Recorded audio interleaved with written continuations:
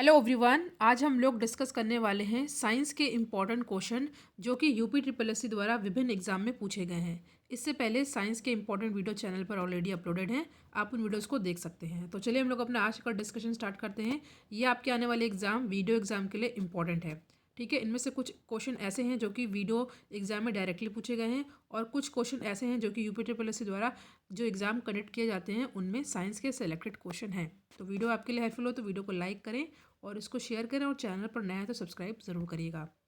तो आज का हमारा पहला क्वेश्चन है, जैसा कि आप देख रहे हैं ये question UP triple S C द्वारा सम्मिलित अवर अधीनस्थ सेवा में 2016 में पूछा गया है। ठीक है, क्वेश्चन क्या है कि घाव का अध्ययन क्या कहलाता है। आपके सामने यहाँ पे 4 ऑप्शन दे रखा है, मैं आपको डायरेक्ट आंसर बता देती हूँ। तो घाव का अध्ययन कहलाता है ट्रोमेटोलॉजी। ठीक है, option number C is the correct answer. अगर आपको किसी भी क्वेश्चन का आंसर आता है तो उसको आप कमेंट सेक्शन में ज़रूर अटेम्प्ट कीजिएगा। ठीक है, तो नेक्स्ट क्वेश्चन है, जैसा कि आप देख रहे हैं ये भी एग्जाम में पूछा गया क्वेश्चन है 2016 में। क्वेश्चन है जीव की आंतरिक संरचना का अध्ययन करने वाला शास्त्र क्या कहलाता है। ठीक है, तो ये क्या कहलाता है, ये कहलाता है शरीर रचना विज्ञान। ठीक है, option number A is the correct answer. ठीक है, जीव की आंतरिक संरचना का अध्ययन आंतरिक आकृति विज्ञान, या इसको हम लोग इंग्लिश में इंटरनल मॉर्फोलॉजी कहते हैं, या इसका एक और नाम है वो है शरीर रचना विज्ञान, जो कि ऑप्शन नंबर 1 में दे रखा है। ठीक है, नेक्स्ट क्वेश्चन पे हम लोग आते हैं। क्वेश्चन है पीडियाट्रिक्स निम्नलिखित में से किसके अध्ययन से संबंधित है। तो ये संबंधित होता है शिशु रोग। ठीक है, option number C is the correct answer. 2016 में यूपी ट्रिपल एस सी द्वारा ये क्वेश्चन पूछा भी गया है। पीडियाट्रिक्स चिकित्सा विज्ञान की एक शाखा है जिसके अंतर्गत जो बच्चे होते हैं या शिशु होते हैं उनके जो उनसे रिलेटेड जो रोग होते हैं, उनसे संबंधित जो रोग होते हैं उसका अध्ययन किया जाता है। ये क्वेश्चन इंपॉर्टेंट है, कई बार एग्जाम में पूछा भी गया है। क्वेश्चन है चींटियों के अध्ययन को क्या कहते हैं। तो चींटियों का अध्ययन क्या कहलाता है, ये कहलाता है मर्मिकोलॉजी। ठीक है, ऑप्शन नंबर ए है यहाँ पे हमारा सही आंसर।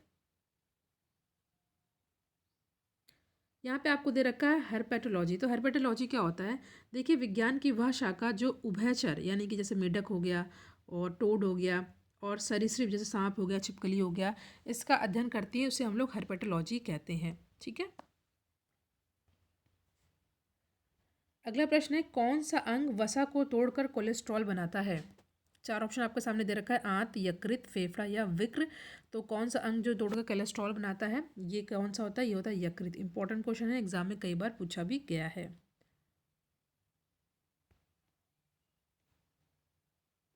नेक्स्ट क्वेश्चन है निम्नलिखित में से कौन सा मेरुरज्जु का एक महत्वपूर्ण कार्य है। तो मेरुरज्जु का जो महत्वपूर्ण कार्य है मैं इसको डायरेक्ट बता देती हूँ, ये होता है प्रतिवर्ती क्रियाओं का नियंत्रण, जो कि ऑप्शन नंबर सी में दे रखा है। और ये क्वेश्चन जैसा कि आप देख रहे हैं 2015 में पूछा गया प्रश्न है यूपी ट्रिपल एस द्वारा राजस्व लेखपाल परीक्षा में। देखिए जो ह्यूमन का जो पिछला भाग होता है, मस्तिष्क के जो पिछला भाग होता है, ठीक है, वो लंबा होकर खोपड़ी के पीछे की ओर से उपस्थित महारंध्र से निकलकर रीढ़ की हड्डी तक फैला रहता है। इसको हम लोग मेरुरज्जु कहते हैं। ठीक है, नॉर्मल लैंग्वेज में इसको हम लोग मेरुरज्जु कहते हैं। और प्रतिवर्ती क्रियाओं का संचालन एवं नियमन करने के कार्य मेरुरज्जु का ही होता है। ठीक है, आई होप ये आपको याद कर लीजिए, एग्जाम में पूछा गया है, इंपॉर्टेंट है। Option number C is the correct answer. Next question है निम्न में से कौन सा अग्र मस्तिष्क का हिस्सा नहीं है। देखिए माइंड के भी कई पार्ट होते हैं, तो यहाँ पे अग्र मस्तिष्क की बात हो रही है। तो जो अग्र मस्तिष्क का हिस्सा नहीं है वो है मेडुला। ठीक है, अग्र मस्तिष्क या मस्तिष्क का आगे वाले भाग होता है जिसमें सेरेब्रम होता है, जिसको हम लोग हिंदी में प्रमस्तिष्क कहते हैं, थैलेमस होता है और हाइपोथैलेमस होता है। मेडुला जो है ये जो पीछे पश्च मस्तिष्क होता है उसका हिस्सा होता है। ठीक है, हथेली में पाई जाने वाली हड्डी का नाम क्या है।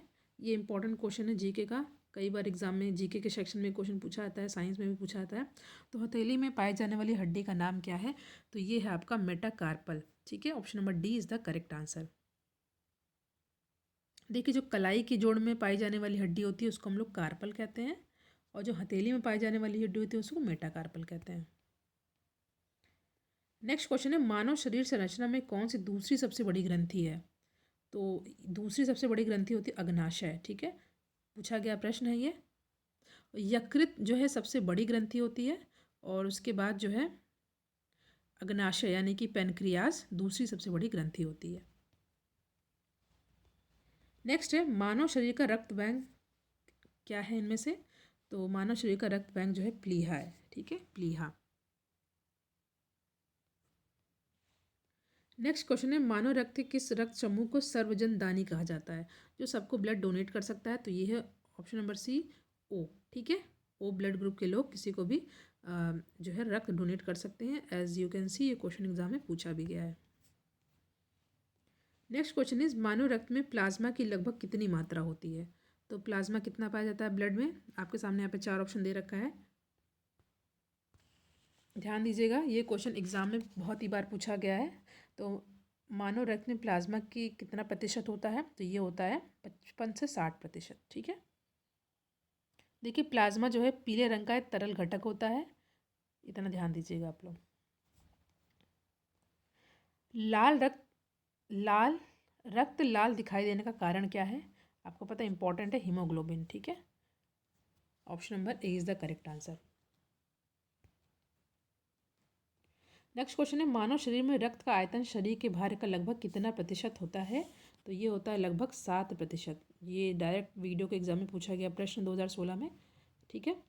तो 7% होता है मानव शरीर में रक्त का आयतन, वॉल्यूम लगभग 7% होता है। नेक्स्ट क्वेश्चन है, औसतन एक मानव शरीर में रक्त का भार शरीर की तुलना में लगभग कितना होता है? तो अभी मैंने डिस्कस किया, 7 to 8%। पीएच वैल्यू रक्त की कितनी होती है? ब्लड का पीएच वैल्यू पूछा है आपसे, तो ब्लड की पीएच वैल्यू कितनी होती है? ये होती है 7.4, ठीक है, परसेंट नहीं, यहाँ पे पॉइंट में होते हैं। 7.4 एग्जाम में पूछा गया क्वेश्चन है, ये कई बार पूछा भी जाता है। रक्त का पीएच मान 7.4। रक्तचाप किस पर निर्भर करता है? तो ये किस पे निर्भर करता है? सिस्टोलिक बल, हृदय निर्गम, परिधीय प्रतिरोध, या इनमें से सभी? तो देखिए, जो आपका रक्तचाप होता है ये सभी पर निर्भर करता है, ठीक है। जो यहाँ पे दे रखा है परिधीय प्रतिरोध, इसको इंग्लिश में हम लोग वेस्कुलर रेजिस्टेंस कहते हैं। टाइलिन एंजाइम का संबंध किससे है? तो टाइलिन एंजाइम का संबंध लार यानी सलाइवा से होता है, ठीक है। नेक्स्ट है, मनुष्य में यूरिया किस में बनता है? यकृत, प्लीहा, विक्रिया, मूत्रवाहिनी? तो जो सही आंसर है ये है यकृत, ठीक है, यकृत में बनता है। मनुष्य में यूरिया बनता है यकृत में। फोटोसिंथेसिस यानी कि प्रकाश संश्लेषण की क्रिया में प्रकाश ऊर्जा किस में बदलती है? तो प्रकाश ऊर्जा ये रासायनिक ऊर्जा में बदलती है। एज यू कैन सी, ये क्वेश्चन एग्जाम में पूछा भी गया है। नेक्स्ट है, निम्नलिखित में से किसमें प्रकाश ऊर्जा रासायनिक ऊर्जा में परिवर्तित होती है? अभी डिस्कस किया मैंने, श्वसन की वर्णन, प्रकाश संश्लेषण या प्रकाश श्वसन? तो जो सही आंसर है ये ऑप्शन नंबर सी, ठीक है, option number C is the correct answer. Next question है, निम्न में से कौन सही सुमेलित नहीं है? ठीक है, आपको बताना है कौन सही सुमेलित नहीं है। तो देखिए, विटामिन सी को हम लोग इसका जो है विटामिन सी का नेम है आपका एस्कॉर्बिक अम्ल, रासायनिक नाम एस्कॉर्बिक अम्ल, बिल्कुल सही है। विटामिन B1 को हम लोग थायमिन कहते हैं, ये भी सही है। विटामिन डी को रेटिनॉल नहीं कहते हैं, विटामिन डी को कैल्सीफेरॉल कहते हैं, ठीक है, विटामिन डी को कैल्सीफेरॉल कहते हैं, जो कि ये गलत है। और विटामिन के को नेफ्थेक्यूनॉन कहते हैं, ये बिल्कुल सही है। तो विटामिन सी जो ऑप्शन नंबर सी है ये गलत है, यही हमारा सही आंसर भी हो जाएगा। यहाँ पे मैंने दे रखा है, आप लोग चाहें तो इसका स्क्रीनशॉट ले सकते हैं। ये क्वेश्चन पूछा भी जाता है साइंस के सेक्शन में। विटामिन सी का chemical name ascorbic acid, vitamin B1 का थायमीन, विटामिन डी का कैल्सीफेरॉल और विटामिन के का है नेफ्थिक्विनॉन या फिलोक्विनॉन, ठीक है। एक वाटर में घुलनशील होता है, एक वसा में घुलनशील होता है। तो आपसे पूछा गया वसा में घुलनशील विटामिन कौन से नहीं है? ठीक है, तो बी और सी, ये वसा में घुलनशील नहीं है, ये वाटर में घुलनशील है। तो option number D is the correct answer. देखिए, जल में घुलनशील है वो बी और सी है, जो वसा में घुलनशील होते हैं विटामिन ए और विटामिन डी होता है, और ई और के भी होता है। इजी क्वेश्चन है, निम्न में से किसी कमी से रिकेट्स होता है? There is 4 option given and the correct answer is option number D, ठीक है। विटामिन डी की कमी से रिकेट्स रोग होता है, इसमें हड्डियां कमज़ोर हो जाती हैं। ध्यान दीजिएगा, ये क्वेश्चन एग्जाम में कई बार पूछा है। देखिए, सूखा रोग भी कहते हैं रिकेट्स को, और सूखा रोग या रिकेट्स बच्चों में विटामिन डी की कमी से होने वाला रोग है। इस रोग में हड्डियां कमज़ोर, लचीली और टेढ़ी मेढ़ी हो जाती हैं। तो हमने यहाँ पे साइंस के 25 क्वेश्चन को डिस्कस किया, जो कि आपके एग्जाम के लिए इंपॉर्टेंट है। वीडियो आपके लिए हेल्पफुल हो तो वीडियो को लाइक ज़रूर करिएगा, शेयर एंड सब्सक्राइब जरूर करें। Thank you.